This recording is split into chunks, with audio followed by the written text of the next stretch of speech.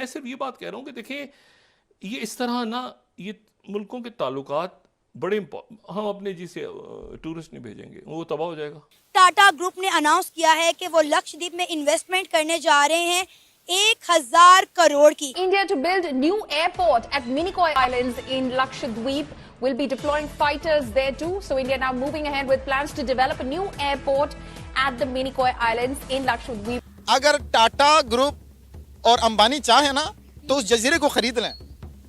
उनमें इतनी सख्त है, उनमें इतनी हिम्मत है, उनके पास इतना पैसा है कि वो मालदीव को ही खरीद ले।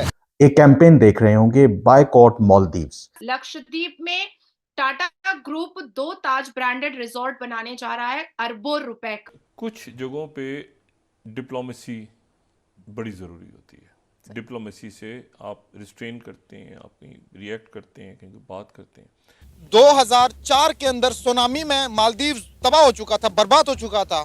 सबसे पहले कौन पहुंचा? इंडिया पहुंच गया। जो बायकॉट मालदीव की कैंपेन है, ये समझा जाता है कि उससे जो मालदीव की जो मईशत है, जो टूरिज्म इंडस्ट्री है, उसको खासा नुकसान पहुंच सकता है। उसका रिएक्शन ही हुआ कि जी फ्लाइट्स कैंसिल कर दो। पाकिस्तान भी परेशान हो गया और मालदीव्स की तो हालत ऐसी हो गई है कि अब उसको समझ में नहीं आ रहा है कि नंगा खाएगा क्या और निचोड़ेगा क्या। वो एक तस्वीर मालदीव के लिए भारी पड़ गई है, जिसकी वजह से वो इतने डर गए, जिसने मालदीव की जीडीपी और इसके साथ साथ उनकी पूरी इकोनॉमी को बहुत बड़ा धक्का दे दिया है।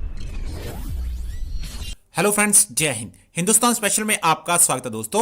भारत और मालदीव के बीच जारी विवाद मालदीव के लिए गले की फांस बनता जा रहा है। बीते दिनों प्राइम मिनिस्टर नरेंद्र मोदी के लक्षद्वीप दौरे की तस्वीरें वायरल होने और प्राइम मिनिस्टर द्वारा इस द्वीप को घूमने की अपील करने के बाद मालदीव के मंत्रियों द्वारा की गई टिप्पणी से शुरू हुए इस विवाद से मालदीव के टूरिस्ट सेक्टर को तगड़ा झटका लगा है। तो वहीं दूसरी ओर पर्यटन स्थल के रूप में लक्षद्वीप ने अचानक सबका ध्यान आकर्षित किया है। अब बड़ी बड़ी कंपनियों ने लक्षद्वीप के कायाकल्प की तैयारी भी कर ली है और इसमें सबसे आगे देश का पुराना कारोबारी घराना टाटा ग्रुप नजर आ रहा है, जिसने इस टूरिस्ट डेस्टिनेशन के लिए प्लान 2026 तैयार कर लिया है। इसका अंदाजा इस बात से लगाया जा सकता है कि tour and travel company make my trip की ओर से शेयर की गई इंस्टाग्राम पोस्ट के मुताबिक लक्षद्वीप में प्रधानमंत्री मोदी के विजिट के बाद उसके प्लेटफॉर्म पर इस लोकेशन और यहाँ के टूरिस्ट स्पॉट की सर्च में 3400% का इजाफा देखने को मिला है।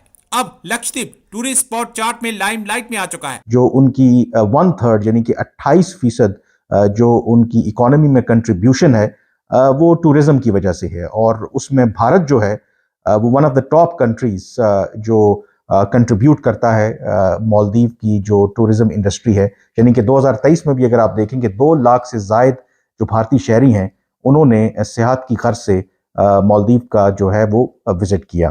तो इस एतबार से जो बायकॉट मालदीव की कैंपेन है, ये समझा जाता है कि उससे जो मालदीव की जो मईशत है, जो टूरिज्म इंडस्ट्री है, उसको खासा नुकसान पहुंच सकता है। इस वक्त जहां कहीं नजर डाले सोशल मीडिया पर एक ही खबर, एक ही ट्रेंड गर्दिश कर रहा है, India versus Maldives, Lakshadweep versus Maldives. Maldives और लक्षद्वीप को लेकर बहुत सारी खबरें जो हैं वो सामने आ रही। समझ नहीं आ रहा कि किस खबर को कवर करें और किस खबर को छोड़ दें, कौन सी खबर ज़रूरी है और कौन सी खबर गैर ज़रूरी है। लेकिन अब लक्षद्वीप को लेकर एक बहुत बड़ी खबर सामने आई है। टाटा ग्रुप ने अनाउंस किया है कि वो लक्षद्वीप में इन्वेस्टमेंट करने जा रहे हैं 1000 करोड़ की। इसी पर बात करने के लिए हमारे साथ मौजूद हैं senior journalist sir Shahid Ali Naeem. इनसे बात करते हैं कि इस सारे मामले पर इनका क्या रद्द अमल है, इनकी क्या राय है। अस्सलाम वालेकुम। वालेकुम अस्सलाम।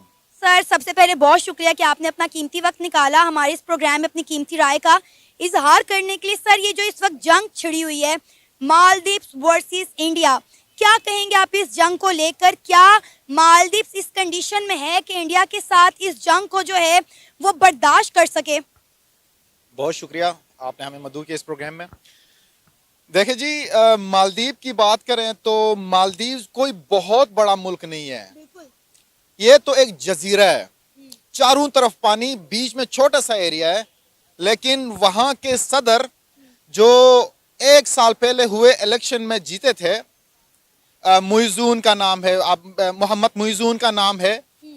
जीतने के बाद लोगों में अपना नाम तो रोशन कर गए, लेकिन हकीकत इसके बरक्स है। अब इसको समझने के लिए माजी में जाना पड़ेगा। 1988 के अंदर कू हुआ, तो सबसे पहले हेल्प के लिए मालदीव कौन पहुंचा? इंडिया पहुंचा। इसी तरह 2004 के अंदर सुनामी में मालदीव तबाह हो चुका था, बर्बाद हो चुका था, सबसे पहले कौन पहुंचा? इंडिया पहुंच गया। इसी तरह 2014 के अंदर आग लगने से पानी की किल्लत वहां पे आ गई, वाटर स्कार्सिटी आ गई, तो सबसे पहले वहां कौन पहुंचा? इंडिया पहुंचा।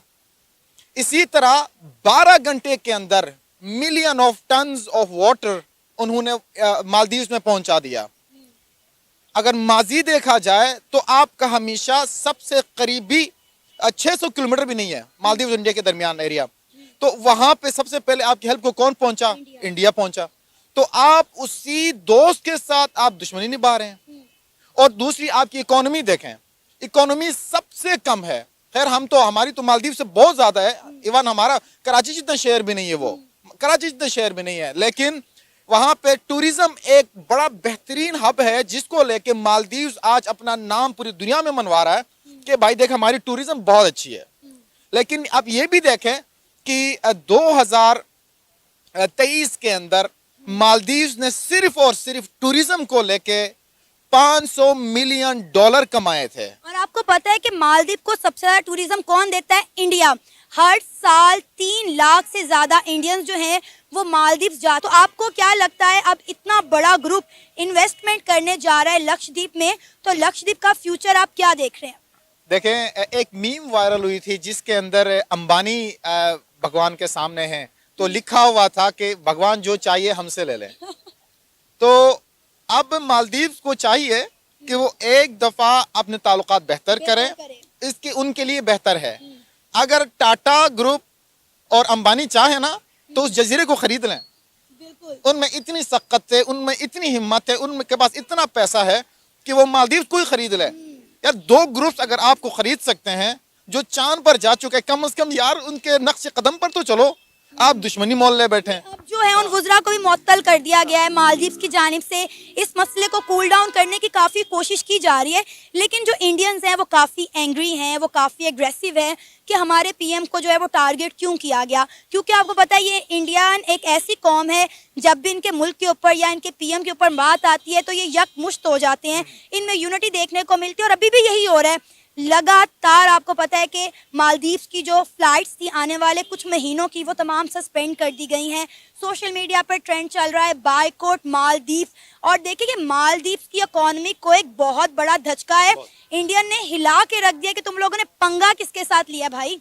बिल्कुल, इसमें कोई दो राय नहीं है। रिसेंटली जब इंडिया के साथ इनके ताल्लुकात खराब हुए तो इनका एक वाटर रिजॉर्ट है जहां पे हर साल इंडिया से लोग वहां जाते हैं, विजिट करते हैं, और उसकी जो ओवरऑल मेंटेनेंस और सस्टेनेबिलिटी की जिम्मेदारी है वो मालदीव हुकूमत की है। तो उसको इस बार इन्होंने रेनोवेट करने से, उसको सस्टेन करने से, मेंटेन करने से इनकार किया, जिसकी वजह से उनको नुकसान हुआ। इंडिया को क्या फर्क पड़ता है? मैंने पहले ही आपको जिक्र किया कि इंडिया के ये अगर 2 ग्रुप्स मिल जाए टाटा और अंबानी, तो अल जजीरा उनका पूरे जजीरे ही खरीद ले।